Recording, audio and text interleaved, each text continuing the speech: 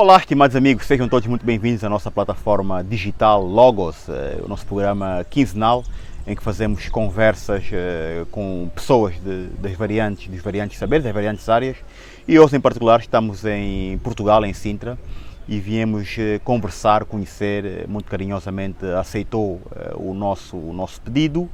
É escritora, é socióloga, é também jornalista e faz parte da associação PADEMA, que é a Plataforma para o Desenvolvimento da Mulher Africana, e nós fizemos o convite e estamos aqui hoje para conversar com Luzia Muniz, para conversarmos um bocado sobre assuntos relacionados com a política nacional angolana, como também assuntos do mundo, porque são várias as questões que nós podemos debater com alguma frontalidade e também com uma linguagem simples, para que nós possamos então, de certa forma, esmiuçar e ajudar a clarificar, parte a parte, algumas questões que não estejam bem claras. Luzia Muniz, muito obrigado pela simpatia de aceitar o nosso convite, de aqui estar connosco para conversarmos um bocadinho. É um gosto, é um prazer muito grande, até porque eu gosto muito de conversar. Gosto. Muito obrigado. Olha, para começar, para quebrar um bocado o gelo, falar um bocado do nosso continente africano, eu recebi uma notícia que me deixou bastante feliz hoje, que está relacionada com o Ruanda e com a visita do presidente francês ao Ruanda, e que reconheceu e faz um pedido de desculpas relacionado com o genocídio que ocorreu em 1994 na questão dos Hutsis e dos Tutsis. Que simbolismo é que isto tem para nós africanos, uma vez que a França foi uma ex-potência colonizadora, e aqui pode até haver alguma incongruência, alguma dissonância no que diz respeito ao discurso e às ações que a França tem no continente africano. Todavia, que relevância que isso tem? Bem, primeiro é bom notar que 24 horas depois deste pedido de desculpa francês, surge a Alemanha, pela primeira vez na nossa história, a pedir perdão, primeiro a reconhecer o genocídio, porque é o primeiro reconhecimento que a Alemanha faz do genocídio dos hereros. Os hereros são um povo que estão sobretudo na Namíbia, mas eles estão também no nosso território angolano e também no território do Botsuana. E a Alemanha reconhece, ou seja, esse reconhecimento implica até uma alteração da historiografia mundial, porque não se tem incluído esse genocídio dos povos hereros como o primeiro genocídio do século XX.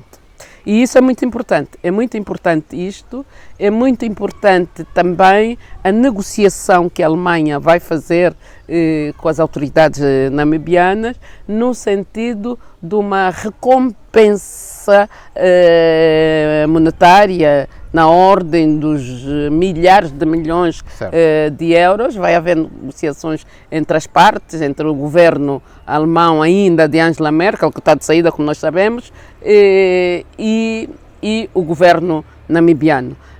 É importante não só pela recompensa monetária, porque não se paga um genocídio, não é possível pagar um horrendo crime contra a humanidade como é um genocídio. Mas é importante, sobretudo, o reconhecimento, até para que a história nunca mais se repita, o reconhecimento das atrocidades praticadas pelas potências europeias em território africano. E aí, em relação à Namíbia e à Alemanha, quer dizer, há aqui uma relação, não direi sejam análogas, mas de qualquer forma a importância que se dá ao Holocausto da Alemanha em relação aos judeus, esquecemos um bocado que no início do século XX também houve este Holocausto em África, e na Namíbia. Né? Pois, o problema do mundo é um bocado isso, é que do outro lado as vítimas do Holocausto, os judeus não são negros, não são africanos. Em relação aos africanos e aos negros, a comunidade internacional é muito condescendente, favorece muito o opressor, que nesse caso, no caso da África, que são as potências europeias. Agora, indo para o Macron, que foi o início da tua pergunta, e eu quis fazer essa parte, que é muito importante, a questão da Alemanha, porque nunca tinha reconhecido que tinha praticado aquele genocídio. Indo para o Macron, esse reconhecimento da participação, do envolvimento da França no genocídio do Ruanda, vai na linha do que a França tem vindo a fazer em relação ao seu papel de colonizador. Fez isso com a Argélia, com as figuras históricas, heróicas da Argélia, que a França assassinou, mas ao mesmo tempo também é uma contradição, e como bem dizias, é uma contradição em relação ao seu papel de neocolonizador. Porque se nós olharmos para a França e olharmos para as ex-colónias francesas, aliás, olharmos para aquela zona da CEDEAO, percebemos que grande parte daqueles países tem como moeda o franco CFA, o famoso franco CFA. O franco CFA é uma moeda que continua a alimentar a economia francesa. A emissão da moeda, para a emissão da moeda franco CFA, é necessário que os países africanos envolvidos, o Banco Central, digamos, da moeda do franco CFA, pague milhares de milhões de dólares anualmente à França. Ou seja, continua a ser uma forma de explorar o continente africano. Essa é a contradição que a França encerra em si mesmo, e o pedido de perdão que faz ao Ruanda, aliás, no Ruanda, porque o presidente Macron foi ao Ruanda, no Ruanda é porque a França percebeu, e o mundo já percebeu, que o Ruanda é um país de referência. O Ruanda está-se a tornar uma potência em África. Este ato em si tem bastante relevância e nós aplaudimos, mas acha que há aqui um piscar de olho também?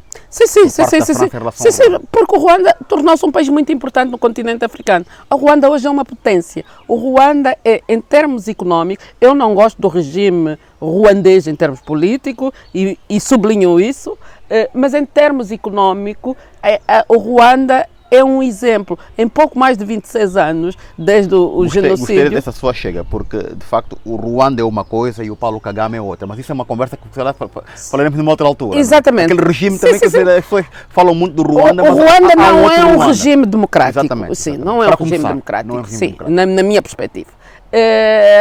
Mas falávamos da parte de crescimento económico, da parte do desenvolvimento económico do Ruanda. E é disso que o Macron está atrás, vai atrás disso.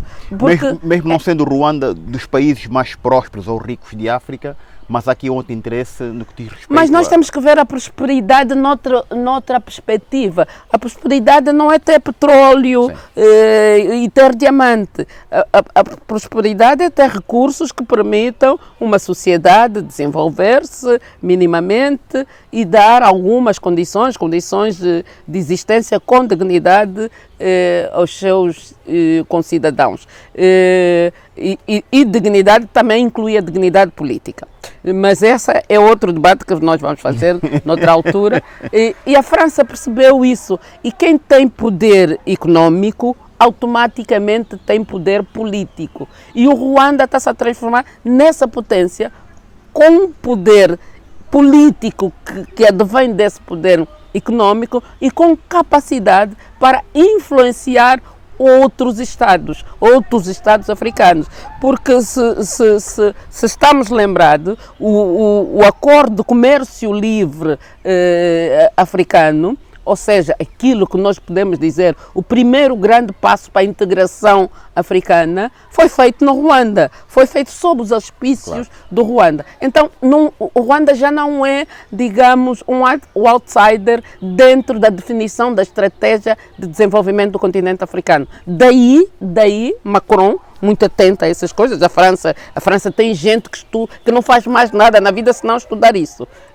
Muito atenta a esse fenómeno que é o Ruanda, ter ido, ou não lhe restava outra alternativa senão ir pedir perdão a Ruanda. E eu lamento que Portugal ainda não tenha feito isso. A Bélgica já fez em relação às atrocidades no Congo, no ex-Congo Kinshasa, né, atual RDC. Agora temos a Alemanha, a França, e Portugal está atrasado nesse pedido de desculpa. É verdade, Portugal não é uma potência económica como é a Alemanha. Portugal provavelmente não terá condições para indemnizar em termos monetários Angola, Moçambique, Guiné e etc. Mas um pedido de desculpas, digamos, político, um pedido de perdão político por parte de Portugal já começa a fazer falta e Portugal já começa a ficar um bocado fora... Ultrapassado. Exatamente, fora do que é a nova forma de olhar o passado colonial, o passado da escravatura. Hoje os olhares já são completamente diferentes. Em Portugal ainda há muita resistência nesse sentido, mas eu acredito que como Portugal sempre chega atrasado aos novos ventos históricos, acredito que está atrasada a chegar a esses novos ventos históricos e que Portugal lá chegará. Não terá outra alternativa, até porque faz parte da União Europeia, não é? Sim, aliás, se observarmos as questões de geoestratégia, geopolítica africana e particularmente angolana, nós conseguimos perceber que o governo angolano começa a apontar direções agora para a Espanha, por exemplo, né? Que é um país vizinho de Portugal, mas que não tem aquela carga histórica, digamos assim, e que de certa forma Portugal, mesmo tendo um papel preponderante, porque na verdade Angola é a porta de entrada de Portugal no continente africano, e o inverso também acontece, né? Portugal acaba por ser a porta de entrada de Angola na Europa. Mas mesmo assim, eu acho que estes países, sobretudo Espanha, que agora começa a ter então mais abertura no nosso país, poderá de certa forma ocupar, digamos assim, algum espaço vazio que foi deixado pela antiga colónia portuguesa, que hoje está a ser, de certa forma, abocanhado, passa a expressão, pela China. Bom, isso é um outro aspecto. Bom, já que estamos a falar de perdão, o Presidente João Lourenço também fez um comunicado ontem, 27 de maio, está relacionado com as atrocidades que foram cometidas nesta data, e queria saber, ouvir a sua opinião, o que é que você achou, o que é que sentiu, que foi uma coisa genuína e que é um ato que vai fazer aqui um reencontro com a história no que diz respeito ao perdão a este genocídio que o país infelizmente viveu e as mazelas se vivem até hoje. Genuínas, avaliar a genuidade do ato de um político é um bocado difícil e vou dizer por uma razão muito simples. A política é a atividade humana que mais se assemelha ao teatro. Tal como o teatro tem ator principal, ator secundário, mise-en-scène, encenação, plateia, tudo isso, figurantes, a política também tem isso. E como essa atividade humana mais parecida com o teatro, em política não é muito, às vezes não se torna fácil distinguir uma encenação de um gesto genuíno. Às vezes é difícil distinguir, mas para o fazer nós precisamos sempre de olhar para o contexto. Sim. Olhar para o contexto. E isso é muito importante. Todos os atos políticos não podem ser avaliados, como quase tudo na vida, sem ter muita atenção ao contexto. O contexto é que determina grande parte da ação política. E se nós olharmos para o contexto de Angola hoje, se olharmos para a instabilidade política, e eu quando falo em instabilidade política não estou a falar em guerra, porque a instabilidade política não é necessariamente haver guerra, é uma agitação política no país, um desentendimento, um conflito político, não necessariamente no sentido de armas. Isto cria instabilidade política. E se nós olharmos para a impopularidade crescente do presidente João Lourenço, da sua governação, por vários fatores, não é apenas por causa da questão Covid.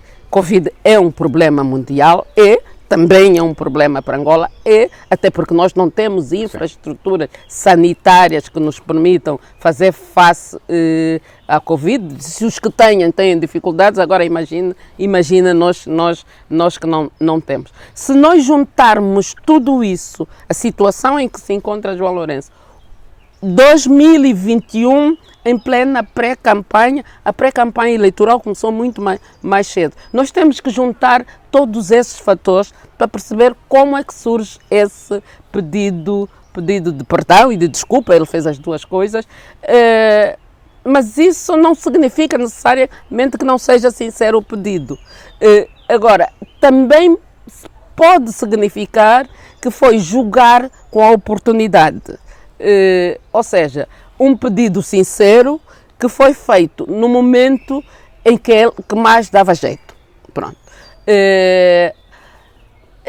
Eu costumo perguntar... Mas esse momento cénico não seria perigoso pegar num tema que se passou a ser tabu, que ninguém pegava, que deixou cicatrizes indeléveis?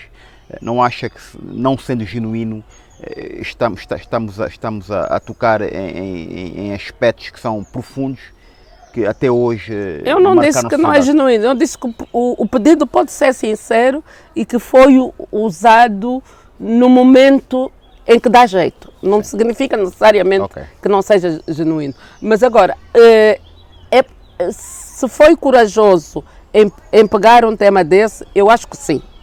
Acho por uma razão simples. Porque o MPLA como partido que o conhecemos, está na sua maior crise se nós descontarmos o 27 de maio, porque tem aquela dimensão de mortos inacreditável, inadmissível. Mas a maior divisão do MPLA que eu conheço como gente, e eu conheço o MPLA desde 1974, excluindo o 27 de maio, é esta hoje, com as alas de costas viradas, a degladiarem-se umas às outras. O presidente João Lourenço tem esse problema interno no partido.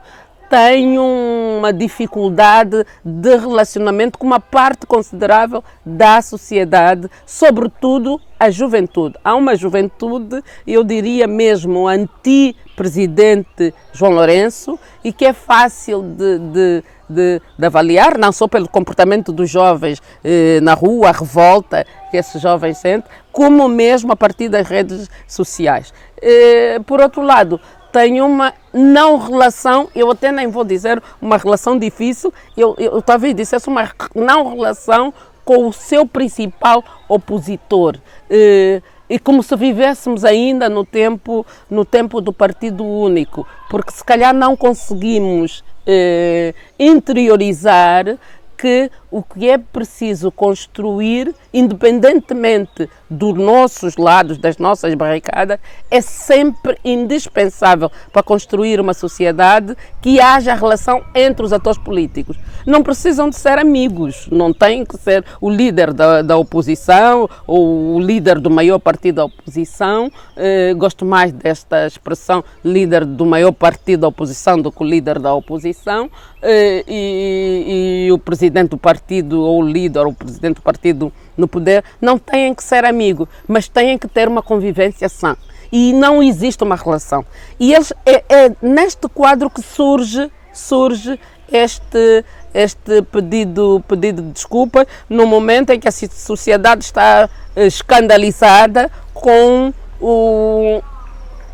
a descoberta do enriquecimento de um major através de desvios dos dinheiros da presidência. É por isso, situando tudo isso, o presidente tinha que fazer qualquer coisa para voltar a ter o comando da ação política, do acontecimento político, o comando mediático da ação política. E estou a falar mediático, não estou a pensar na TPA, não sei, mediático no seu sentido lato, incluindo as redes sociais. Deixa-me ver se percebi.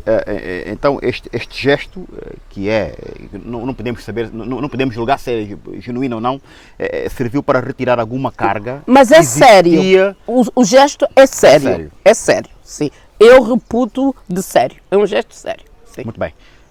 E tendo em conta um outro aspecto que está relacionado, falou aqui há bocado Agora, não chega em relação ao 27 de maio, né, e a propósito desse gesto, não chega, é insuficiente. E ele teria maior credibilidade, aquele discurso solene, aquela intervenção solene, teria maior credibilidade se o Presidente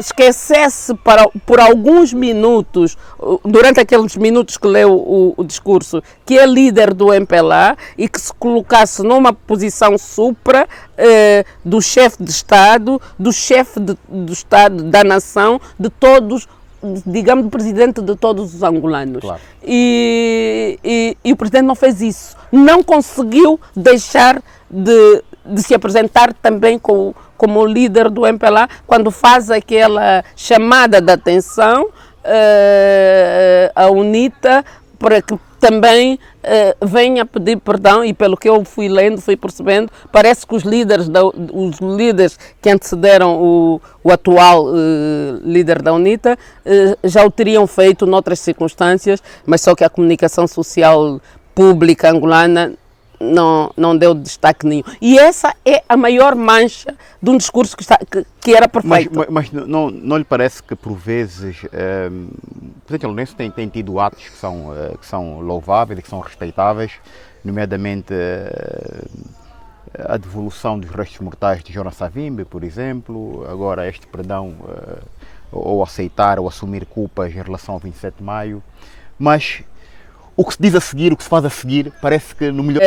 O que é que o presidente João Lourenço fez?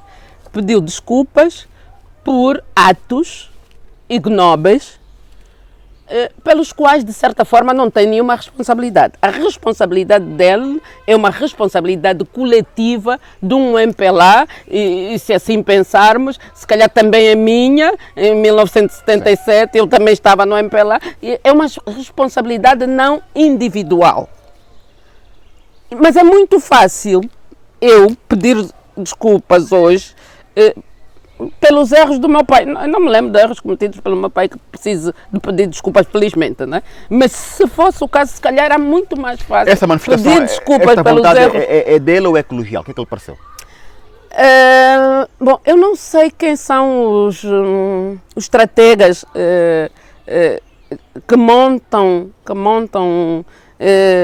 essas táticas para depois o presidente João Lourenço apresentar e vir a público. Agora, o que me pareceu é que era preciso tirar o presidente daquele sufoco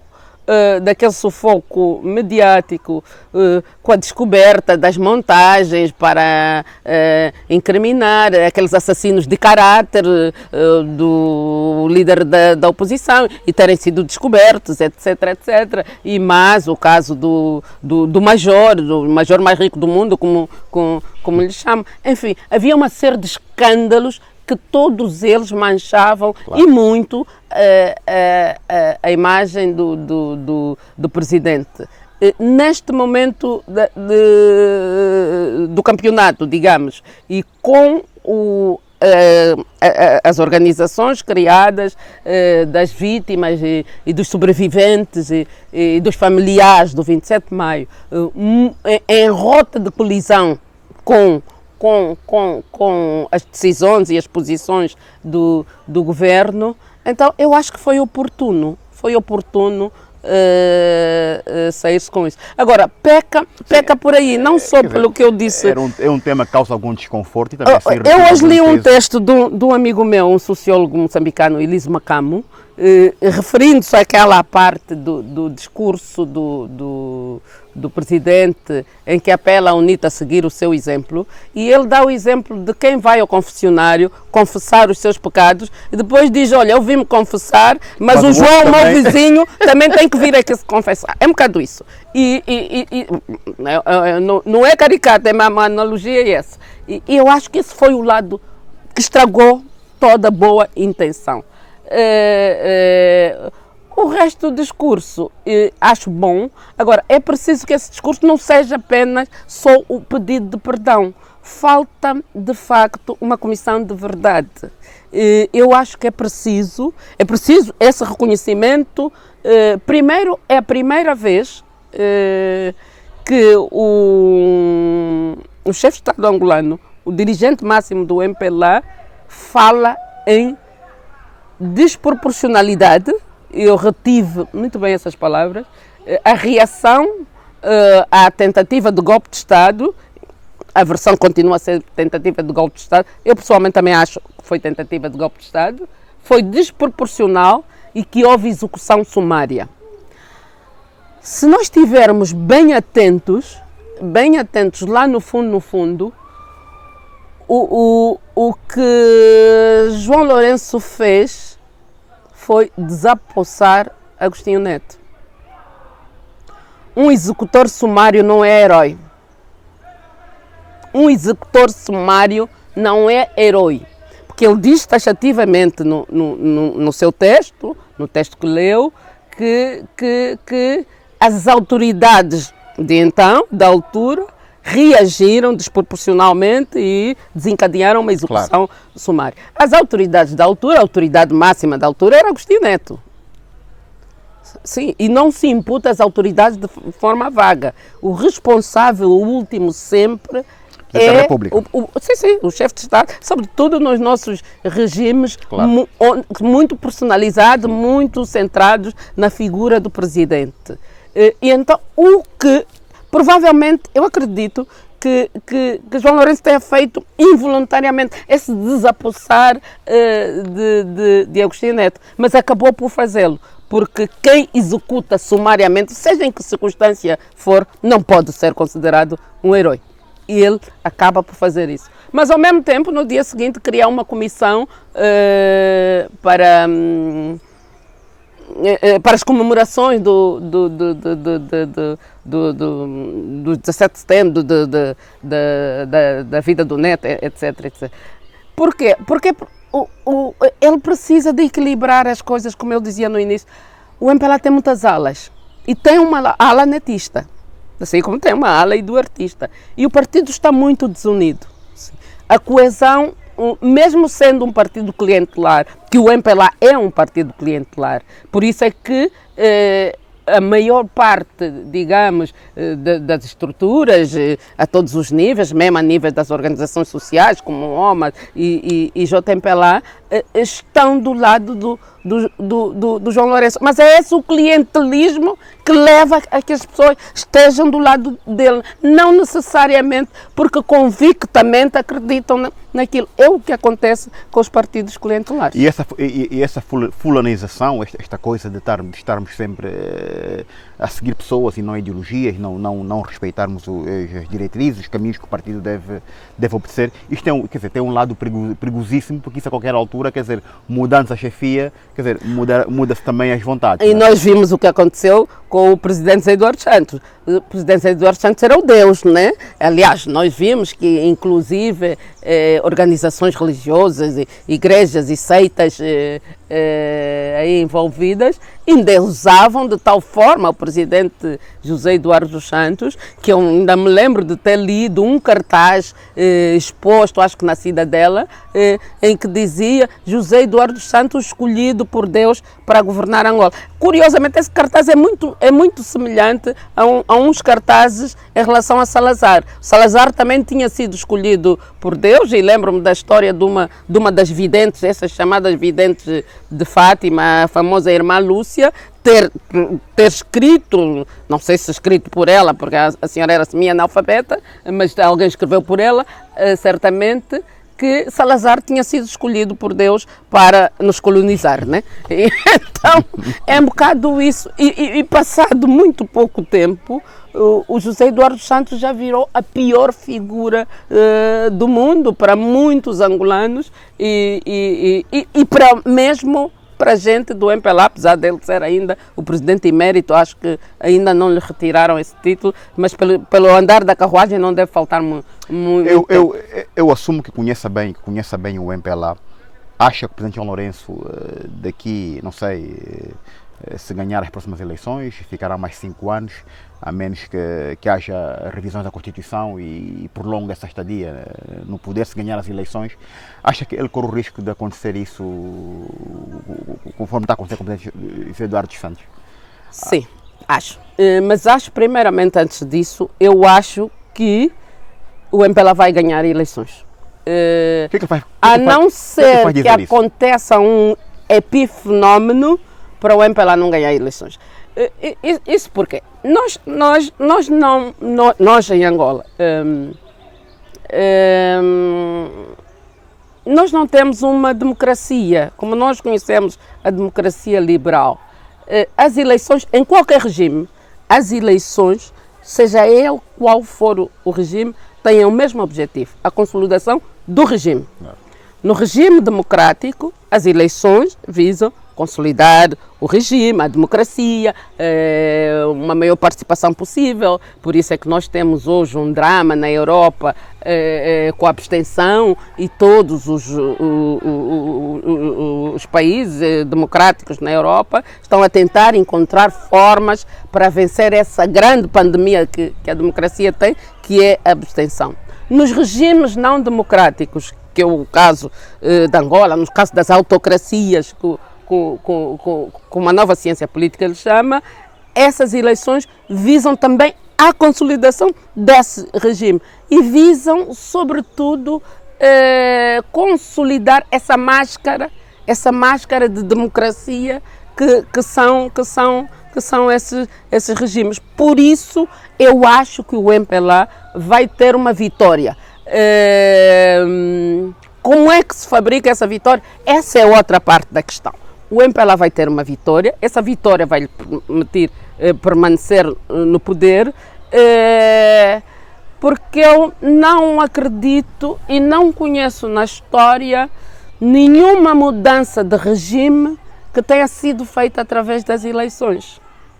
Aliás, fez um texto muito interessante sobre isso, em que falava também na questão, por exemplo, dos tempos de antena dos partidos, a indicação dos juízes para a CNE, quer dizer, o dinheiro que são alocados para desvirtuar, digamos assim.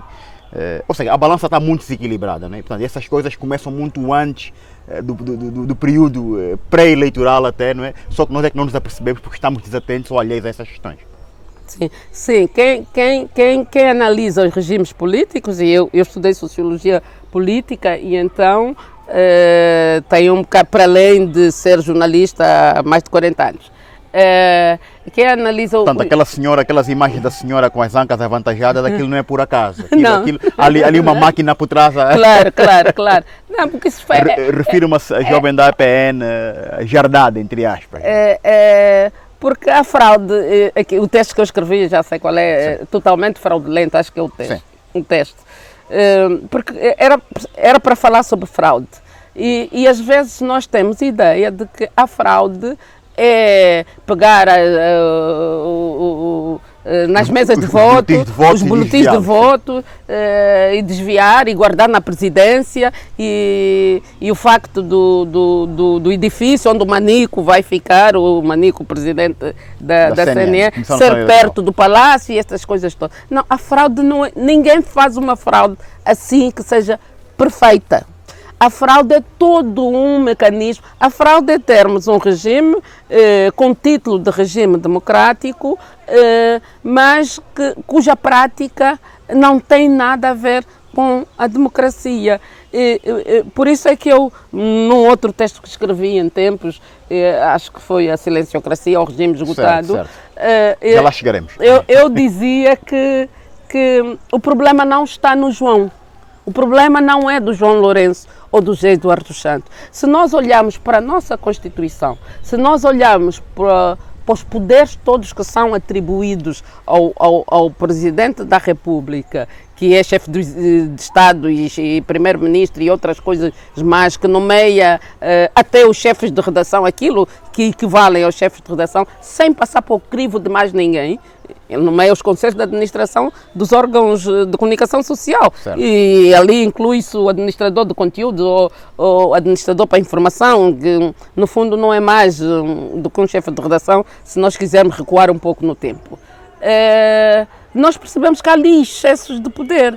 E o que é isso de excesso de poder? É o excesso de poder que cria as condições para que nós nos tornamos um ditador ou um autocrata. Eu sobre essa questão dos regimes, eu vou contar uma história muito engraçada que se passou com o meu filho quando estava na 4ª classe. Ele tinha que fazer uma resenha sobre os regimes democráticos. E então, como eu estudava numa escola estrangeira, que não é portuguesa, eu estava-lhe sempre a incutir que é sempre bom dar exemplos da África, etc, etc. E então mandaram-nos escrever, e ele tinha que escrever, dar exemplo de países que eram uma monarquia parlamentar, de países que eram uma república, Estados Federais, e de países que eram uma ditadura. Então, isto foi há 15 anos, sensivelmente, por aí. E ele faz o trabalho de casa e vem mostrar e tal. Deu o exemplo da República Federal, o Brasil, a monarquia parlamentar deu o exemplo da Inglaterra, e depois a ditadura deu o exemplo da Angola. E qualquer coisa mexeu aqui comigo. E eu disse ao Pedro, disse, mas filho, por que tu deste aqui o exemplo? Disse, então mamãe, tu dizes sempre para eu dar sempre um exemplo da África, como eu não tinha dado nenhum, dei exemplo da Angola, porque a minha professora disse que uma ditadura é um país, um regime, uma sociedade em que o poder está concentrado numa só pessoa. E em Angola está concentrado no Zé Eduardo Santos. Porque aquilo foi ensinado aos miúdos o básico, claro, do que é uma ditadura. E ele pensou em Angola muitas vezes e disse, não, então se quem manda em Angola tudo depende do Zé Eduardo Santos, aquilo é uma ditadura. Bem, eu tentei convencer o miúdo a dizer, não, põe Portugal e tal, no tempo de Salazar. Ele disse, mas mamãe, isso é o teu tempo, eu não vivi o tempo do Salazar, eu não quero pôr isso, eu quero pôr uma coisa do meu tempo. A discussão ficou ali, depois um dos meus filhos, o outro, ele disse, então, mas eu quero pôr Angola. Tu achas que eu posso pôr aqui Angola, aqui numa democracia? Só que o Vado, o outro meu filho, disse, se tu puseres Angola numa democracia, daqui a 20 anos ainda estás na 4ª classe. Isto para exemplificar o que é a caracterização de regimes que os miúdos pequenos sabem o que é uma democracia. Pelo menos aprendem aqui na Europa o que é uma democracia. E Angola não pode ser considerada uma democracia se nós analisarmos no prisma, na perspectiva da ciência política, da sociologia política, não é. Tem muitos, é um regime híbrido, tem muitos elementos da democracia, como são as eleições, mas até as ditaduras têm eleições. Salazar tinha eleições para formar o parlamento com o seu partido nacional. Sim. Mesmo democracia não é só votar, não é só reeleger. Exatamente. A Coreia do Norte também tem eleições. Exato. Sim. Bom, o jornalismo ou os órgãos de comunicação social são órgãos que, passa aqui o pionágio, que podem servir de barómetro para veículos democráticos, para que haja uma imprensa livre e isenta, mas nós temos reparado que há uma inclinação mais para o partido no poder, que é o MPLA, e sentimos que a UNITA, de certa forma, tem sido ostracizada no que diz respeito ao mesmo usufruto de direitos ou de tempo de antena. Como jornalista, que leitura é que faz destas práticas? Eu isso enquadro naquilo que é uma autocracia. Eu ontem li uma coisa escrita pela minha Elaueba, de quem eu sou amiga, uma expressão que eu gostei muito, até porque nós angolanos somos muito criativos e nessa coisa de criar palavras novas. Ela descrevia qualquer coisa. Vi ontem no noticiário da TPA.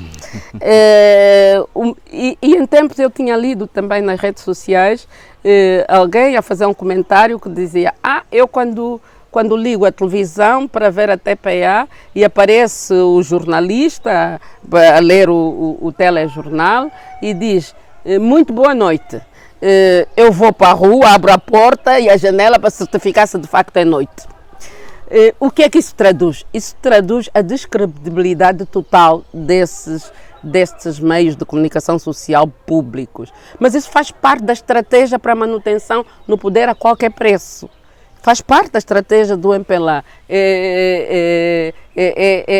Esse comportamento de captura, porque o termo certo é de captura dos meios de comunicação social para fazer passar a sua mensagem e impedir que outros atores políticos e cívicos transmitam uma mensagem que não vai ao encontro da mensagem do poder. E eu não gosto de reduzir isto entre MPLA e UNITA. Não, e por que a UNITA? Porque não os outros também? Porque há muita gente com mensagem para passar que não está necessariamente ligada à UNITA. Sim, porque eu acho que essa bicefalia é um dos nossos erros. Mas em Angola, quer dizer, eu percebo como está a tentar dizer, mas essa dissociação não é sempre feita porque tendencialmente as pessoas que têm opiniões ou que têm ideias que colidam com os propósitos ou ideias do MPLA são postas na caixa como sendo pessoas que têm um discurso, digamos assim, insurreto, não é? Em relação ao MPLA. Portanto, é tudo posto na mesma caixa e não há essa diferenciação. Sim, porque há indivíduos que são apartidários, nem uma coisa nem outra. Sim, que é o meu caso. Sim. Este neologismo que deu da minha Elaueba, que é muito engraçado. O noticiário. A granel, não é? Mas o que é certo é que em Angola, infelizmente, quer dizer, não há espaço nós temos. Para... E é verdade que a primeira vítima, também é preciso reconhecer isso, a primeira vítima dessa captura dos meios de comunicação públicos ou com dinheiros que têm dinheiros públicos, porque eu não gosto muito de chamar comunicação social pública ou privada, sim, porque ser comunicação social em si é um serviço público. Agora, os meios de financiamento é que podem diferenciar. É verdade que, dizia eu, a primeira vítima é a UNITA, como o maior partido político da oposição. Isso não tem, sobre isso não tenho qualquer dúvida. Sim. Mas precisamos de ir para lá da bipolarização. Porque Angola não pode se esgotar no MPLA e na UNITA. Claro. Há muito mais vida para lá disso. Claro. Se o MPLA tem 5 milhões de militantes, como dizem, a UNITA diz ter 3 milhões, por aí. São 8 milhões, nós somos 31 milhões. Quer dizer que nós somos a maioria, nós que não somos do MPLA e da UNITA, somos a maioria. E um sintoma de que o país não tem uma democracia é a preocupação em ter muitos militantes. Em qualquer democracia, a preocupação dos partidos é ter muito eleitor. O eleitor não precisa necessariamente de ser um militante, até porque em democracia as eleições costumam ser decididas mais ou menos ao centro. E esse voto é flutuante. E por que se põem sempre os holofotes nesta transição que há, digamos assim, de militantes de um partido para o outro? Quando um militante sai da UNITA, ou 5 ou 6 ou uma dúzia, por que isto tem que ser motivo de notícia? Porque para a estratégia do partido no poder, isso significa a aceitação, o reconhecimento, incluindo daqueles que estão do outro lado. É uma espécie, digamos, sim, confissão pelo arrependimento. Sabe? É como se esses militantes que saltam por altura, mais ou menos sempre por esta altura pré-eleitoral e eleitoral, que saltam de um lado para o outro, isso eu vejo saltar num sentido, né? O que é estranho também. É como se esses militantes tivessem a fazer uma confissão de que estão arrependidos de terem caído num mau caminho. E então, mas é essa, a ideia é essa. A política é um teatro, como eu dizia no início. A política é um teatro. E é essa peça teatral que nós estamos a assistir.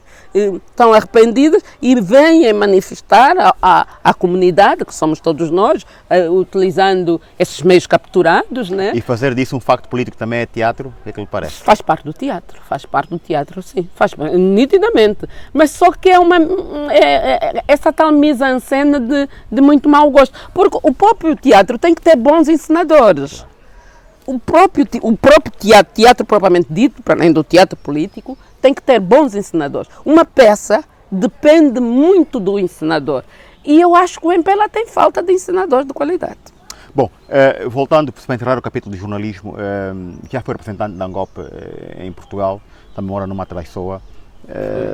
Se estivesse em Angola, num dos órgãos nacionais, enquadraria-se, aceitaria este modelo de fazer comunicação e informação, ou, como sendo mulher de princípios e de valores, teríamos uma outra decisão? Nós somos, todos nós, produtos do contexto. Eu vivo em Portugal. Eu vivo em Portugal, que é um país democrático. Sim. E eu aprendi a ser democrática em Portugal.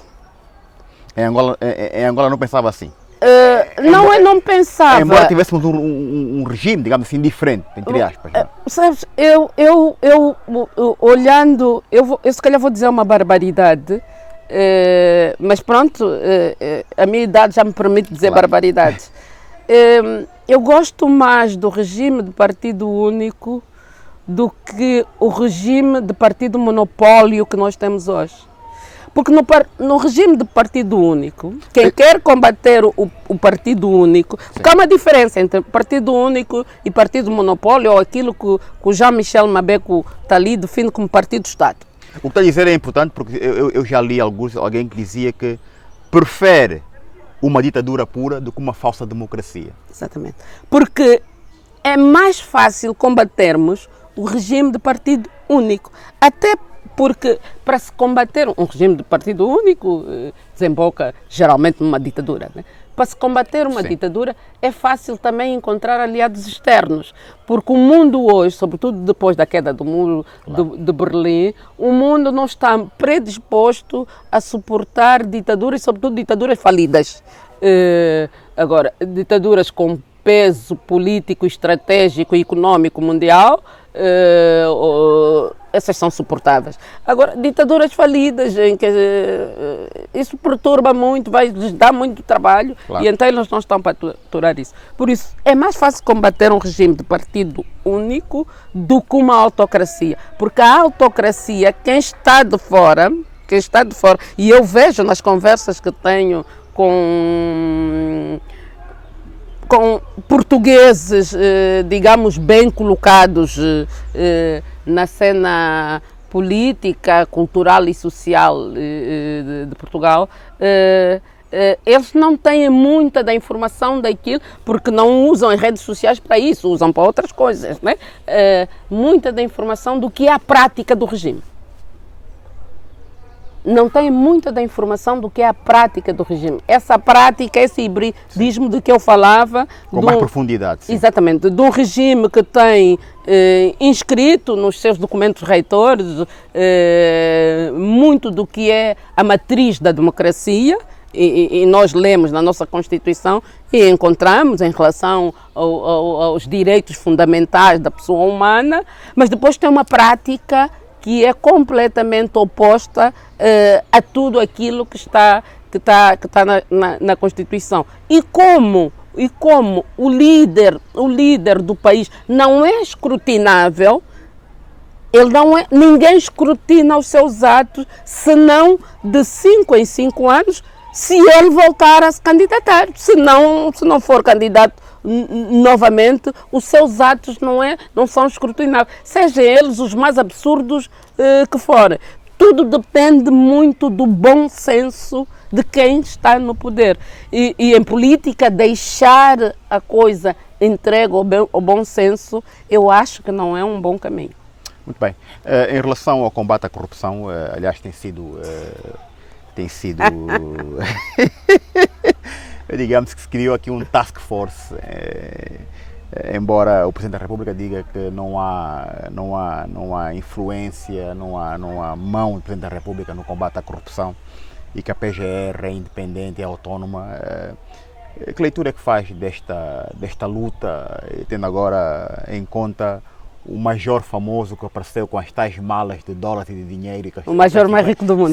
50 casas, não é? Somos um país sério.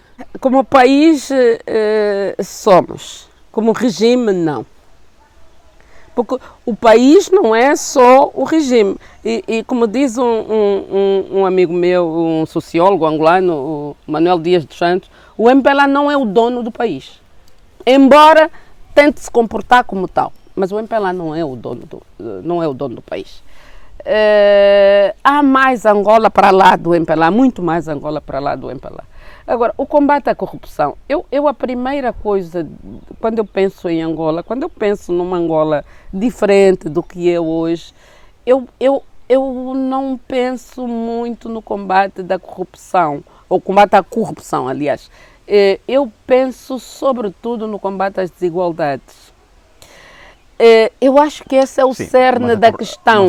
Mas a corrupção, o desvio de fundos, os desvios de capitais tem sido o catalisador para que essas questões, continuem estagnadas. Eu acho que a corrupção é consequência dessas desigualdades.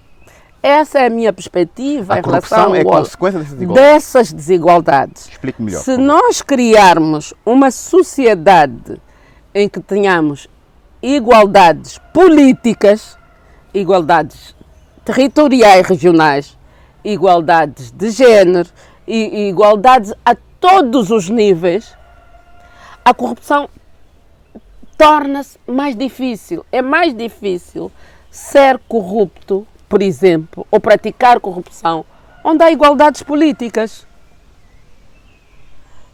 De onde é que sai a maior parte dos corruptos? Ou dos acusados de corrupção? Saem de um lado só, do MPLA.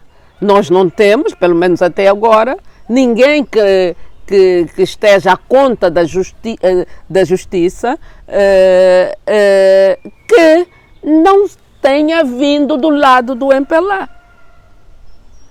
Numa situação de igualdade política, não significa necessariamente que vamos ter muitos corruptos de todos os lados.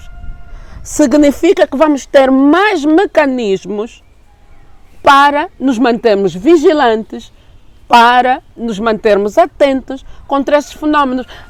A corrupção não é exclusiva de Angola. A corrupção existe em todo o lado. Existe nas democracias. A corrupção é da condição humana. Agora, o que é preciso fazer é criar mecanismos para que ela aconteça no mais baixo nível possível. E esses mecanismos, do que eu conheço, são as igualdades. O combate às desigualdades é automaticamente a melhor forma de combater a corrupção. E agora, em relação ao processo que está a ser desencadeado, eu aprendi muito nova, muito jovem ainda, eu vivi em Moçambique e aprendi com Samora Machel que em política não há acaso nem coincidências. E isto eu registrei para o resto da minha vida. Por isso, o facto dos indivíduos presos, estou a excluir esse general. Até aqui, major, sim, já o promovi, né? Também com tanto dinheiro, mas valia ser general. Sim. Mas eu vou falar sobre isso. Mas também vou te falar sobre isso. Se o major tem porque eu não acredito que aquilo seja do major. Eu vou lhe explicar porquê. Okay. O facto de os indivíduos que estão a conta com a justiça e os condenados e mais ou menos serem filhos políticos ou biológicos de José Eduardo dos Santos, porque de qualquer das formas eles é gente com uma ligação muito próxima e também em política há filhos políticos. Deixa-nos um certo amargo de boca em relação a esse propalado combate à corrupção, até porque, e eu também escrevi sobre isso num texto com o título Deltrude Leaks, até porque o que devia ser um dos maiores escândalos de corrupção é o caso de Deltrudes, que foi subejamente divulgado em Portugal, que nenhuma televisão pública ou com capitais públicos retomou, e com provas que a TVI portuguesa divulgou, e que não aconteceu absolutamente nada, nem pelo menos ele próprio, porque ele é uma figura-chave em toda a organização do país. É o diretor de gabinete, é o chefe de gabinete, é a figura mais próxima do chefe de Estado diariamente. Não pode um chefe de Estado ter ao seu lado um indivíduo envolto em tamanha suspeição. Eu não estou a dizer se ele é ou não é corrupto. Agora, os documentos que a TVI apresentou foram claros. No mínimo, o que se exigia, dadas as responsabilidades que ele tem, era um desmentido. Um desmentido e processar a TVI, né? Seguido de um processo judicial. Sim, um desmentido seguido. Não acontecendo isso, o povo diz que quem cala consente. E em política, o que parece é.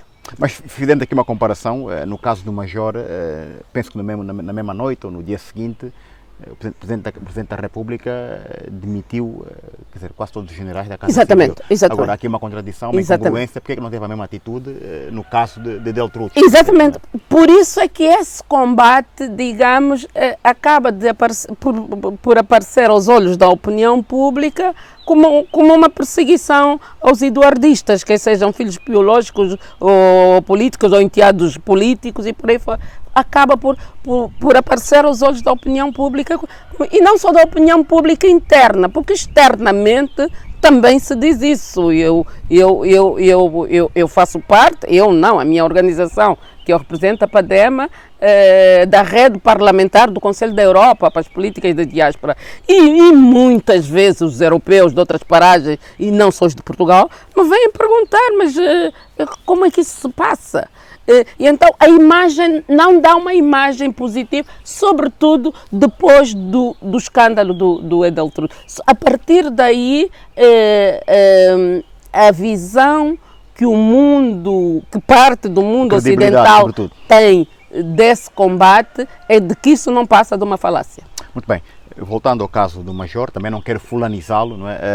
Que leitura que fez? A leitura que eu faço. Só para fazer aqui uma antecâmara, um prelúdio, dizer o seguinte: as forças castrenses, os exércitos, a polícia, os juízes,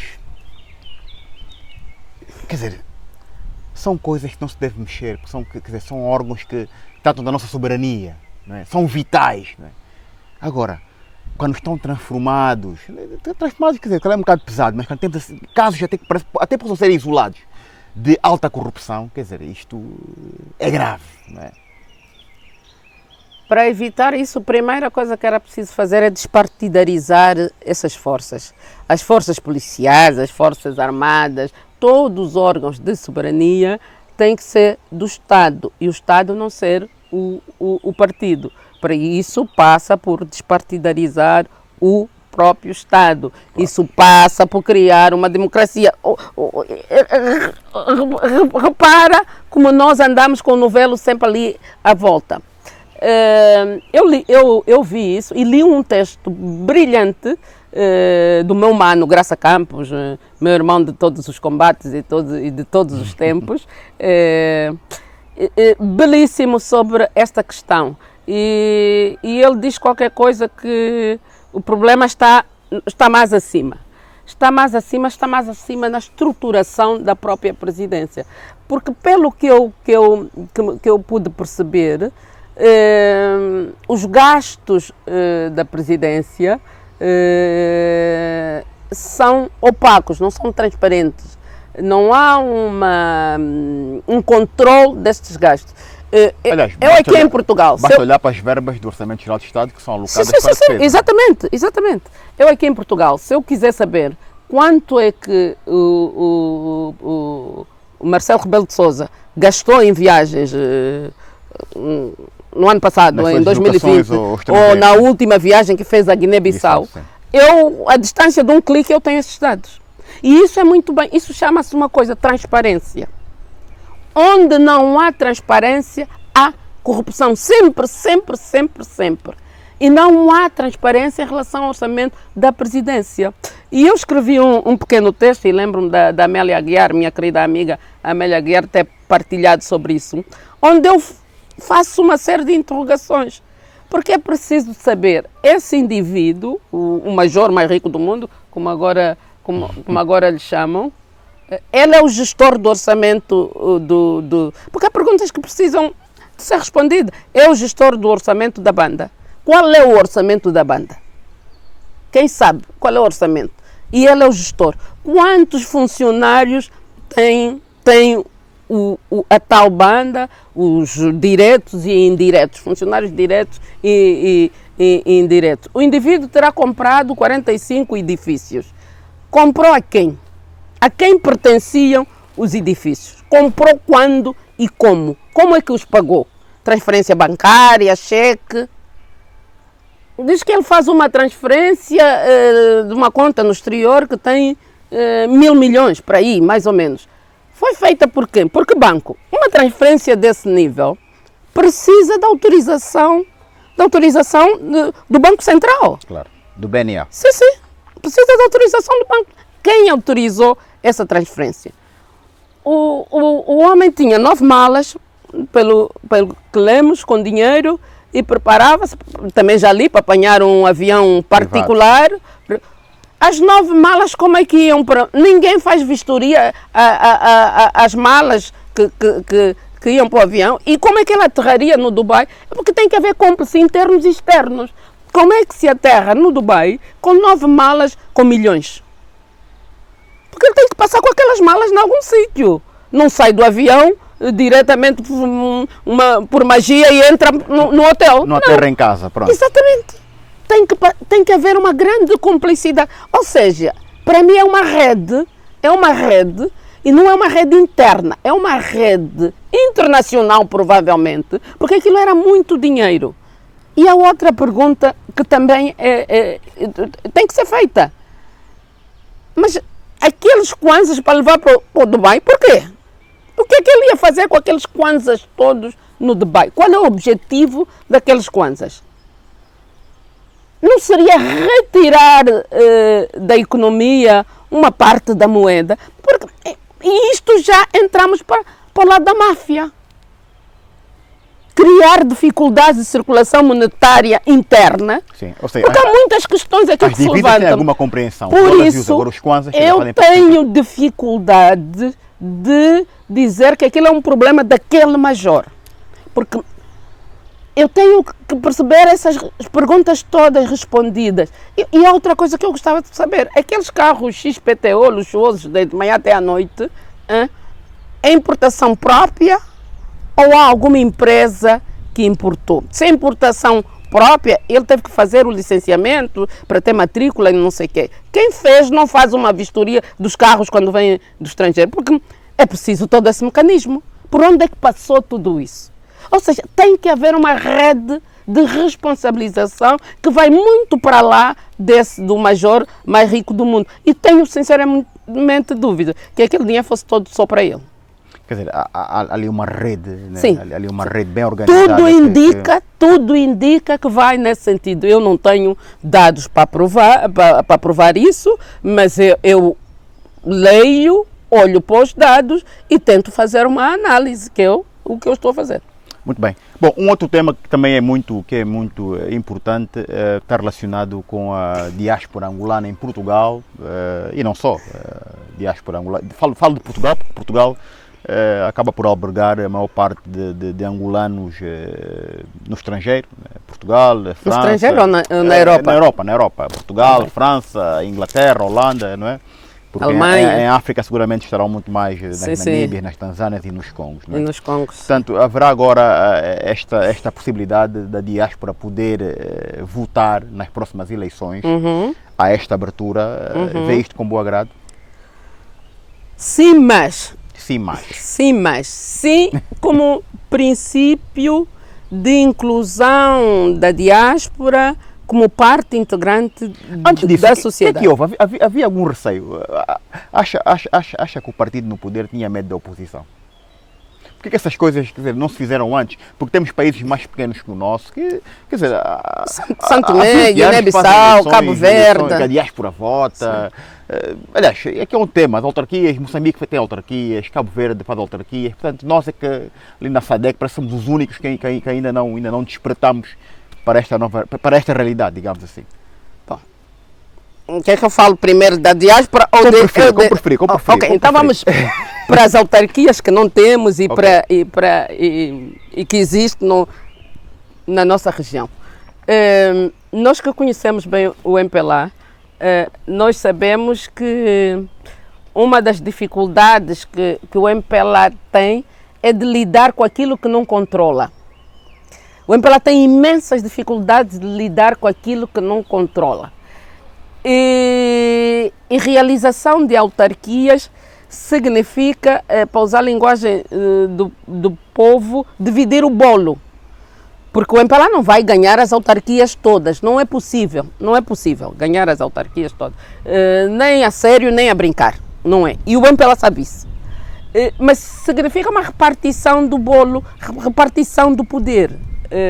E essa, acho, na minha perspectiva, é ainda a maior dificuldade do MPLA. Até se instalar bem, digamos, em termos de poder, nós não teremos autarquias. Se eventualmente todos esses ataques, todos esses achincalhamentos, toda essa perseguição a outros atores políticos não visa, como eu tenho estado a pensar em termos políticos, criar a ideia de desestabilização do lado da oposição para mais facilmente justificar uma maioria qualificada que permita alterar a Constituição. Se eventualmente o objetivo não for esse e o presidente João Lourenço limitar-se a fazer os 2 mandatos que a Constituição lhe confere, lhe permite, significa que nós vamos ter eleições autárquicas no segundo mandato do presidente João Lourenço, numa altura em que provavelmente a economia, aliás os sinais, os dados, as previsões do FMI já falam nisso, em que a economia esteja já a crescer, a recuperar do pós-Covid, e estou a pensar aí meados do segundo mandato. Se eventualmente a procura desta maioria qualificada tem como objetivo alterar a Constituição, significa que nós teremos um presidente João Lourenço a tentar fazer um terceiro mandato. Aí eu tenho já mais dificuldades em prever a realização de umas eleições autárquicas assim em termos médios. Mas esta equação eu não incluí epifenómenos, porque em política é preciso pensar em epifenómenos. De certeza que ninguém de nós estava à espera que a Primavera Árabe começasse, e em política também, hoje, cada vez mais, é preciso pensar nos fatores externos. Angola está em bancarrota, depende do exterior para adquirir coisas básicas, e há um velho ditado que diz que quem paga, manda. E é muito provável que essas instituições que emprestam, é preciso dizer que não doam a Angola, são empréstimos que as próximas gerações vão pagar caro, mas é assim em todo o mundo, os empréstimos contraem-se hoje para pagar amanhã. É provável que condicionem também isso. A realização das eleições, sim. Muito bem. Sim. Diáspora. Quando eu disse sim, mas, né? A pergunta de a diáspora votar. Isso porquê? Nós estamos numa altura em que a própria União Africana elegeu a diáspora africana como a sua sexta região. Angola não votou contra, que eu saiba. Isso foi ainda no tempo do Zé Eduardo Santos. Então, era um grande desenquadramento se eu já faço parte da sexta região do continente e o que está em estudo é as melhores formas. Aliás, há um comitê criado em que entra o Senegal. Aliás, o Senegal foi um dos proponentes dessa proposta, dessa ideia. Se está em estudo a nível da União Africana a melhor forma de encontrar a participação efetiva dessa diáspora, como fazer para que essa diáspora participe efetivamente nos encontros e nos fóruns e das diretivas da própria União, era ilógico Angola ter a sua diáspora excluída da definição do que é a sociedade angolana. Claro. Era um contrassenso até aqui. E para além de que estou-me a lembrar, nas últimas eleições de 2017, o presidente, o comandante Pedro Pires, foi o chefe da delegação da União Africana às eleições, ou da União Africana ou da CPLP, agora já estou um bocado confusa, mas bom, de uma dessas duas instituições. E lembro-me de um grande reparo que ele fez quando fez o balanço das eleições e apontou esta lacuna, a ausência da diáspora em eleições, até porque Cabo Verde, como sabe, tem já quase já podemos considerar uma tradição, mas o Cabo Verde é um caso à parte porque é um país diaspórico. Claro. É um país diaspórico. Claro. Agora, eu disse sim, mas sim, porque eu acho que é importante um país. As diásporas são os verdadeiros embaixadores dos países, não há dúvida. Podem nomear o João ou o Manuel como embaixador, mas o que define um país é não só a sua relação com a diáspora, mas como é que essa diáspora age fora do seu território. Mas eu deduzo que no nosso caso em particular há uma posição errática em que se deduz, em que se pressupõe que a diáspora angolana, que está fora de Angola, obviamente, passa aqui a redundância, tem posições pouco simpáticas ao governo. Há esta ideia, que as pessoas estão fora porque estão desavindas, estão descontentes, tiveram que se vir embora, né, por causa das consequências sociais, económicas, políticas do país. Pensa assim? Não penso. Não penso que as pessoas estejam zangadas porque tiveram que se vir embora. Isso não pode condicionar um sentido de voto? Eu penso que as pessoas têm uma melhor literacia político-democrática. As pessoas que estou a falar no caso da diáspora na Europa, né? Sim. Eu estou a pensar nas pessoas que vivem em França, que vivem em Portugal, que vivem na Alemanha, que vivem na Holanda, enfim, por aí fora, que vivem na Inglaterra. As pessoas têm plena noção do que é uma democracia. Têm plena noção que a missão primeira ou a responsabilidade primeira dos governos é servir os seus cidadãos. Têm essa plena noção. Têm plena noção de que quando os governos, quando isso não acontece, quando os governos não vão por esse caminho, em vez de servir as populações, a missão dos governos seja servir-se a si próprio, esses governos caem. As pessoas têm essa plena noção. Como as pessoas não veem isso acontecer em Angola, é normal, e sendo o MPLA o partido que está no poder há 45 anos, para bem e para mal, naturalmente, é normal que as pessoas não queiram aquilo, porque os seus modelos de comparação são sociedades democráticas. Claro. Eu acho que é isso que se passa, muito menos por terem saído por essa ou por aquela razão, mas não, é pelos modelos de comparação que têm, que são as sociedades onde as pessoas vivem, né? Se eu vivo em Portugal, é normal que Portugal passe a ser o meu modelo. Quem vive em França, a mesma coisa. Quem vive na Inglaterra, quem vive na Alemanha e por aí fora. Eu acho que é mais por aí. Mas, falando do meu mais, concordo com a votação, fiquei feliz até, mas há aqui uma coisa básica. Em democracia, quem vota tem direito a ser eleito. O exercício pleno da democracia é isso, eleger e ser eleito. O que é que eu vejo nesta proposta? Há a inclusão da diáspora para votar, mas a diáspora não é eleita. Então, esta proposta está incompleta. Está incompleta. E nós podíamos tomar exemplos. A Guiné-Bissau, por exemplo, para já não falar de Cabo Verde, que é um país diaspórico. A Guiné não é um país diaspórico.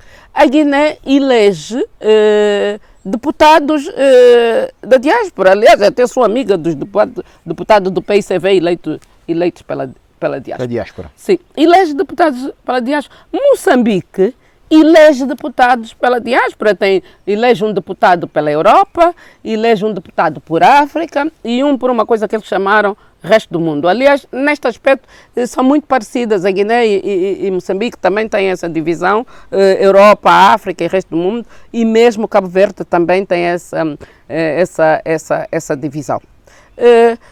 Porque isto é que é mobilizador. Isto é que é mobilizador. Agora, eu ouvi muitas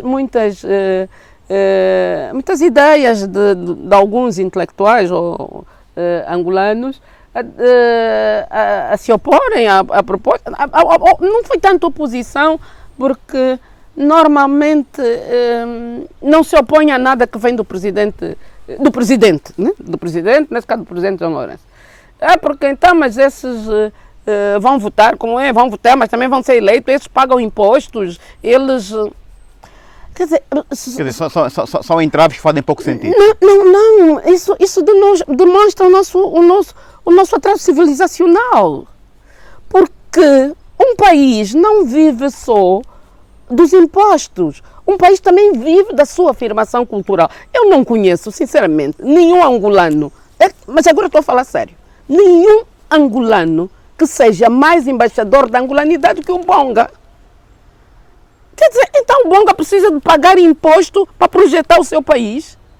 O que é que ele faz se não projetar a moda dele? Estejamos ou não de acordo com aquele estilo. Isto é outra coisa. O estilo depois podemos discutir. Mas não há outro que projeta tanto Angola. Quando o Bonga chega, a política não chega. Exatamente. O Bonga provavelmente é mais conhecido que João Lourenço. Sim, leva uma Angola, mostra uma Angola, a dele, feita a moda dele, claro, e não podia ser feita a minha moda, que mais, isto que é? Isto é riqueza para o país. Porque é preciso ver as coisas numa perspectiva ampla. Porque nós entramos naquela do economicês, que a única preocupação que temos é se pagar impostos. Porque na sociedade, mesmo nas sociedades desenvolvidas, há gente que não paga imposto, porque não tem rendimento suficiente para pagar impostos. Há gente, por exemplo, em Portugal, que vive de uma coisa que se chama rendimento mínimo garantido. Claro. Agora nós não podemos... Estamos a tabelar por igual. Não, porque nós aí vamos criar um apartheid, nós não vamos criar uma sociedade democrática. Nós não podemos impedir que aquele cidadão que vive do rendimento mínimo garantido não vote porque não paga imposto. Porque se nós olharmos para a sociedade angolana, que é maioritariamente constituída por pobres e miseráveis, tem que ser dito isso. Se calhar só votariam aqueles que estão ligados ao partido do poder. Sim, porque a maior parte da população não tem condições para pagar imposto, nós temos que pensar nisso. E isto não é democracia. A democracia é também um regime de justiça social. E justiça social é o Estado apoiar aqueles que não têm condições de, por si próprios, terem o mínimo indispensável para viver. E não é retirar-lhe o direito de voto e o voto fica só para uma classe rica, burguesa e já agora do mesmo partido, né? Bom, para terminar, nós há bocado no off falamos das questões de alguma intelectualidade africana, porque nós angolanos, talvez, aliás, no tempo colonial não era assim, não era assim porque, segundo alguns relatos e aquilo que conseguimos observar é que as pessoas gozavam de alguma formação, um indivíduo com o 7º ano do tempo colonial ou com a 5ª classe do tempo colonial, ou se calhar dá cartas ao indivíduo do primeiro ano da faculdade, mas pronto, o saber é o saber, não é? Todavia, devo reconhecer que nós, por vezes, somos excessivamente vaidosos, mas no que diz respeito à intelectualidade, ou abraçar a cultura africana, os conhecimentos do nosso continente, países como Senegal, Mali, a RDC, a Nigéria, no que diz respeito à intelectualidade. A nossa intelectualidade angolana, por vezes, nos parece, quer dizer, que está numa posição, quer dizer, está congelada. Né? O que é que se passa? Porque esses indivíduos deviam ser, quer dizer, irreverentes por natureza, não é? Contestares por natureza, mas quer dizer, a ideia que nos dá é que estão alienados e também estão à espera de um lugar ao sol. É a sua percepção também? Mas primeiro eu vou dizer, eu não acho nada que no tempo colonial era melhor, sinceramente não acho. Eu vivi os dois tempos, estou a viver vivi o outro tempo e ainda bem que nos tornamos independentes. Eu isso é um dado faço escrito, uma grande homenagem às mulheres e aos homens que lutaram para que Angola se tornasse independente. Ponto 1. Ponto 2. Não é verdade também que no tempo colonial vivia-se melhor, estudava-se melhor. Primeiro, quando nos tornamos independentes, Angola tinha 85% de analfabetos. É preciso falar as coisas como elas são. Ainda bem que somos independentes, né? Por isso, numa população como é a população angolana, 85% de analfabetos, é imensa gente, é quase toda a gente. Todos. Segundo, se nós olhássemos para as cidades, para as baixas, para os centros da cidade, os angolanos, os autóctonos, como diria o meu amigo William Toné, não tinham lugar nos centros das cidades. Sim. Hoje terão, essa é outra discussão que podíamos fazer. Um outro dia faremos. Sim. Terceiro, esse nível de escolaridade que alguns tinham, alguns muito limitados, limitadíssimos, era precedido, ao indivíduo era imposto previamente o tal estatuto de indigenato, que depois foi evoluindo, mas ou seja, uma assimilação, abandonando aquilo que é a tua essência, a tua cultura, inclusive nas formas de comer, o que comes e o que deixas de comer. Os assimilados, digamos assim. Os tais assimilados, sim. Por isso, não sei se uma coisa compensa a outra, eu prefiro mesmo esse mau regime que temos, do que recuar no tempo e voltar à era colonial. E a questão geracional de que falava há bocado, de que no tempo colonial uma pessoa bastava fazer o sétimo ano e ficava a saber mais do que as pessoas que estão na universidade hoje. Eu sobre isso eu vou contar outra história com o meu filho Pedro. Quando o Pedro fez a 4ª classe, um tio meu do tempo colonial, que estudou no tempo colonial, disse: Pedro, então, sim, já fiz a 4ª classe. Mas essa tua 4ª classe, comparado com a minha 4ª classe, esse meu tio fez a 4ª classe no tempo colonial, não tem valor nenhum. E o Pedro diz: não, mas sabe, o avô, quando estudou a 4ª classe, não aprendeu a escrever no computador, não sabia escrever no computador. E eu escrevo e resolvo os seus problemas no computador. É preciso sempre fazer essa diferença. Os tempos são outros, os tempos mudam. A massificação do ensino traz isso, está estudado, toda a sociologia da educação estudou isso. A massificação do ensino traz como primeira consequência a diminuição da qualidade. Claro. Agora, não é só isso, não é só isso. Nós temos também um atraso em termos de educação, porque não há um grande investimento na educação. A educação não é prioridade. E como canta muito bem o Paulo Flores, e a vida que a gente teria se a educação fosse prioridade na periferia. Muitos destes problemas, essa questão que há bocadinho levantaste, de um indivíduo que apenas fez o 7º ano e um universitário de hoje, isto é consequência da falta de qualidade de ensino. E a falta de qualidade de ensino é resultado desse desinvestimento na educação. Há dias eu vi o meu amigo Filipe Zau dizer que nós temos professores... Que não sabem ler. Quando o professor não sabe ler, o aluno dificilmente saberá. Há um desinvestimento, porque é preciso investir na educação. E investir na educação não é apenas construir escolas com qualidade. E isso é uma parte do investimento na educação. A escola tem que ter qualidade. Mas é preciso investir em tudo aquilo que constitui a educação, uma formação de professores de qualidade, etc, etc, uma panóplia de arte. Em relação aos nossos intelectuais, muitos deles estudaram cá. Estudaram em muitos sítios, sim. Sorbonne, Oxford, sim, mas isto não tem a ver muito com as universidades onde as pessoas estudaram.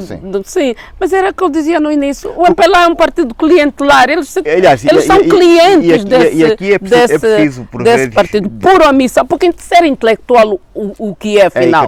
Temos também de desmontar esse conceito, porque o intelectual não tem necessariamente que ir para a universidade. Não, o nada disso. É aquele que muda. Não tem nada a ver. Não, ter curso superior não faz das pessoas intelectual. Não, porque eu posso estudar, sei lá, física quântica e não ser intelectual, por exemplo. Não. E posso estudar outra coisa, mesmo direito, e não ser intelectual. Intelectual é aquele que usa o pensamento para transformar a sua vida e as dos outros, para melhor. Sim, também tem intelectual para pior. Olha que o apartheid foi concebido por intelectuais, né? Sim. E então não é por aí. Foi bem desenhado para isso. A ciência também é usada às vezes para fins maus. Sim. Agora, os nossos intelectuais, como é que eles se caracterizam? Quer dizer, nossos também, eu não posso generalizar, porque da ideia que são todos. Não, todos não, claro. Mas uma parte, eu gostava de os ver mais interventivos, no sentido de olhar para a sociedade e apontar, olha, aqui estão os pontos que nos impedem de florir como sociedade. Mas nós... Mas aí, se calhar, há um entrave, há um problema que é o seguinte, um intelectual é respeitado e é reconhecido pelos seus pares. Portanto, será preciso que também haja essa submissão, passo a expressão, como há, por exemplo, na Europa, em que os académicos, os intelectuais, não é? Os políticos submetem-se aos seus parceiros, ouvem-nos, e respeitam-nos, não é? Nós, infelizmente, em Angola, não me parece que os nossos intelectuais ou os nossos académicos tenham direito de voz e que os políticos, quer dizer, se debrucem, não é? Para ouvi-los e acatar alguns conselhos e opiniões. Sabes, eu costumo pensar, e olhando para mim própria, para a minha experiência, eu tenho tempo e espaço, não significa que eu não tenha nada para fazer, mas vais perceber quando eu concluir o raciocínio. Certo. Eu tenho tempo e espaço para pensar Angola, para pensar África, para pensar Portugal, para pensar o mundo, para pensar tudo o que se passa à minha volta.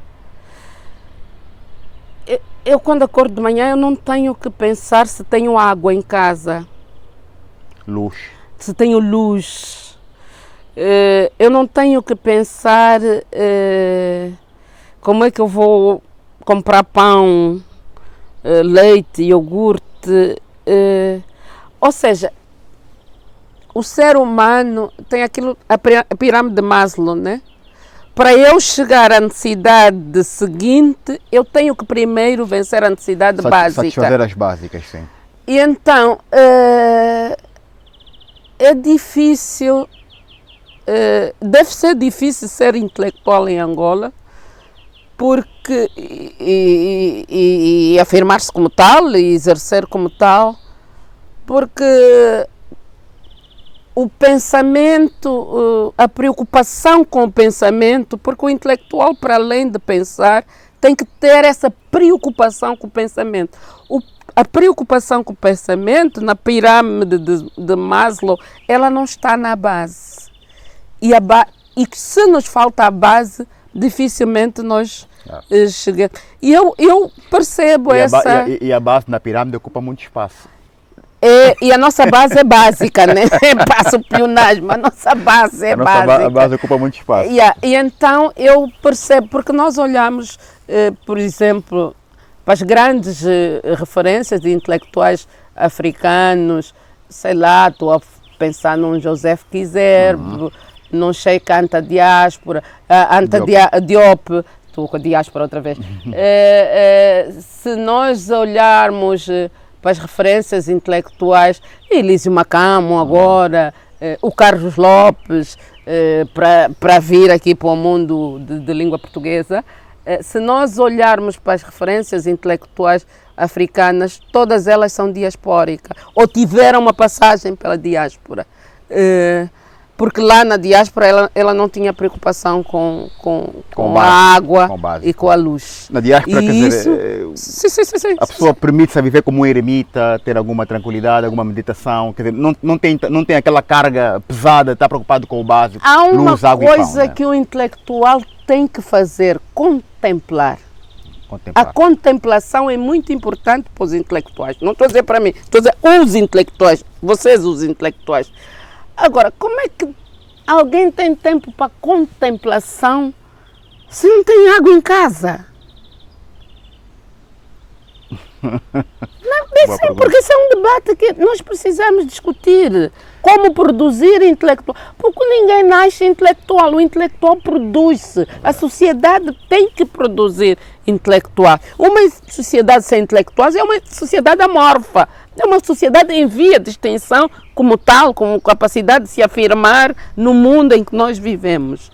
Mas como é que eu vou estar em contemplação, estar simplesmente a pensar aquilo que o senso comum dirá não está a fazer nada?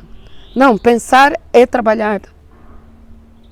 Mas é preciso saber pensar. E o saber pensar também se aprende na escola. E o nosso ensino não está feito para educar as pessoas a saber pensar. Por isso a produção do intelectual em Angola sai muito cara. Muito bem. Uma frase da Amélia Guiar, nossa amiga, que uma vez disse-me o seguinte numa entrevista: o nosso país precisa de dirigentes, precisa de políticos, filósofos e matemáticos. Faz muito sentido isto. Sim, precisa de linguistas, precisa de bons linguistas, precisa de ensinar e aprender bem a sua própria história. Mas aqui a dimensão filosófica ou a dimensão da matemática é que são áreas de saber que fomentam, estimulam. Sim, o raciocínio lógico. Sim. É indispensável, sim, né? Em todo lado. Nós, infelizmente, em Angola, a aposta não é tão o nosso país precisa, sobretudo, de uma grande... definir a educação como prioridade. A prioridade das prioridades tem que ser a educação.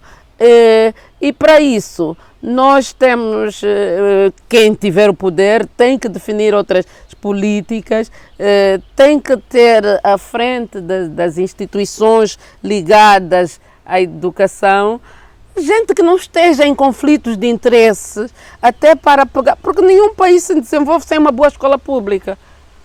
Mas para trazermos a escola pública ao de cima, é preciso que quem zela pelas instituições que dirigem, que dominam a educação, não esteja em conflitos de interesse. E nós não temos esses cuidados. Muito bem. Para chegarmos a uma educação de qualidade. Muito bem. Bom, como estão a ver, pensar dói, custa, mas é possível. Luzia Muniz, vou pedir uma palavra de apreço às nossas mamás, às nossas mulheres africanas. Dia 25 deste mês celebrou-se mais um Dia de África. para fecharmos, gostaria que dirigisse algumas palavras à nossa mulher africana, angolana, que é a mulher que muito padece, que muito sofre. A minha homenagem vai para as mulheres zungueiras, porque elas são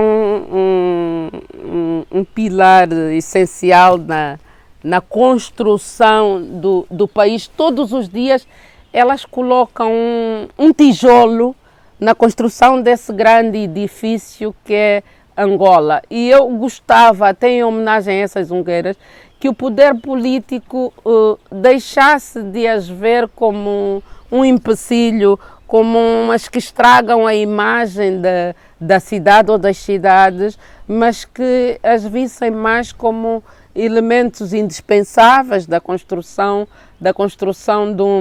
de um país, porque ser zungueira não é escolha. Eu não conheço ninguém que quando era criança dizia quando eu crescer vou ser zungueira, mas ser zungueira é falta de alternativa, significa que o Estado não ofereceu alternativa e essa mulher se tornou zungueira. E deixemos do informal, porque as relações africanas são sobretudo informais e as angolanas também, e Angola é a África, e então enquadrá-las com direitos a que elas merecem como mulheres, como construtoras de uma nova Angola. Muito bem, e é assim com a última fala de Luzia Muniz, terminamos essa nossa conversa, uma conversa muito agradável. Tocamos aqui em vários aspectos sociais do nosso país, também aspectos, digamos assim, internacionais. Falamos sobretudo sobre a diáspora. Nós neste momento estamos em Lisboa, Sintra, um lugar bastante bonito, com muito verde. E eu quero desde já agradecer a vossa presença, os nossos subscritores. Por favor, façam os vossos comentários, mandem perguntas como sempre fazem. E nós voltaremos numa outra ocasião, também se calhar com a Luísa Muniz, numa outra altura, num outro momento, com um outro tema. Luzia Muniz, muito obrigado por este carinho, por ter aceitado o meu convite. De forma muito particular, contactei-a, o contacto começou, falamos e aí hoje aqui estamos e conseguimos realizar este momento. Os assuntos são muitos, tínhamos estado aqui 4 ou 5 dias, mas isso não é possível, não é execuível no momento, mas vamos falar então com alguma frequência. Agora temos o caminho aberto. Eu agradeço de coração, meu muito obrigado e até a próxima, tá bem? Parabéns pelo excelente trabalho. Muito obrigado. Bem, caros amigos, estamos juntos, um candando a todos. Obrigado.